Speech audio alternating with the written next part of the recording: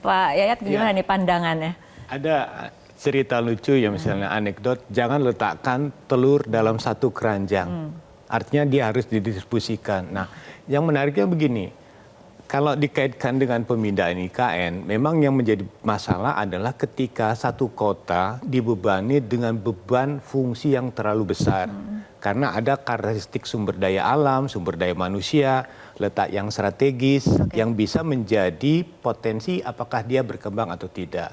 Nah, sebetulnya di kita ini, Indonesia sentris itu sebetulnya sudah diwacanakan lama dalam konteks pengembangan berbasis daerahnya. Misalnya, contohnya misalnya satu, kita dulu punya istilah mengenal kawasan ekonomi khusus, punya KAPET, itu kan dianggap menjadi simpul-simpul pertumbuhan.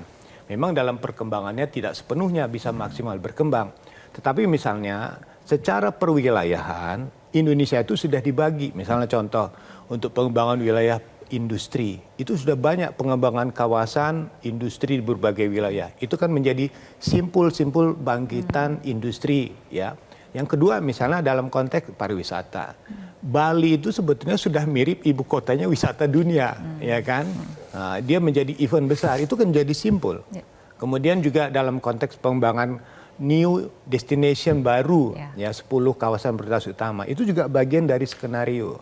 Nah, sekarang kalau Indonesia sentris diartikan meletakkan pada satu simpul, memang agak berat. Karena prosesnya itu panjang. Dan ingat, memang harus diakui, Jawa itu memang sangat istimewa dalam arti dia pasar terbesar.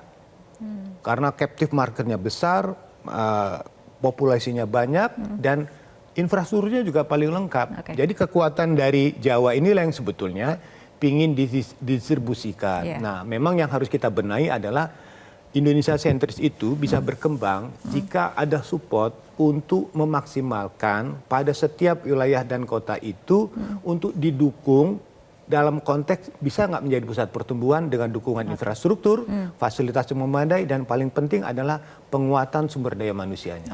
Jelajahi cara baru mendapatkan informasi. Download Metro TV Extend sekarang.